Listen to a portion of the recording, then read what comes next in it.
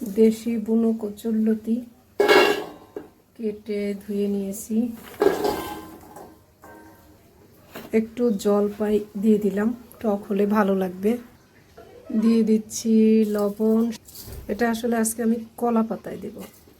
দিয়ে দিচ্ছি হলুদের গুঁড়া। দেব হচ্ছে বেশ খানিকটা মরিচের গুঁড়া, 1 চামচ। আর একটু দিয়ে দিব। দিয়ে দেব হচ্ছে বেশ খানিকটা সরিষা বাটা। ধনে জিরা বাটাও দিয়ে দিলাম। দেব হচ্ছে একটুখানি আমন্ড বাটা। দিয়ে দেব সরিষার তেল, বেশ খানিকটা দিলাম, একটু বেশিই দিলাম। এরপর এটা মেখে নেব ভালো করে। এত সুন্দর একটা গন্ধ বের হয়েছে, মনে হয় যে এমনিতেই খেয়ে নেই। এটাও ফেটে গেছে, বেশি দিন টিকবে না। এরপর একটা কলা পাতা দিলাম। এটা হচ্ছে ভালো করে ধুয়ে নিয়েছি আমি। এই পাতাটাই হচ্ছে দেব। মাখাগুলো দিয়ে দিই কলা পাতার মধ্যে। এই যে এটা ধুয়ে পানিটা আমি চারিদিক দিয়ে একটু দিয়ে দেই।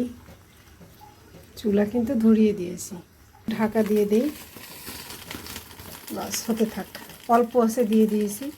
দেখাচ্ছি কচুরলতিটা, এটা হয়ে গেছে। এই পাশটা আমি এটাকে উল্টে দেব। উল্টে দেওয়াটা আমি দেখাচ্ছি আপনাদের। এটাকে আমি থালাটার মধ্যে নিয়ে নিই। এখানে আমি আর একটা পাতা দিয়ে দিই, যে এটার উপরে এইভাবে পাতাটা ধুয়ে নিয়েছি, নিয়ে এইভাবে দিয়ে দিলাম।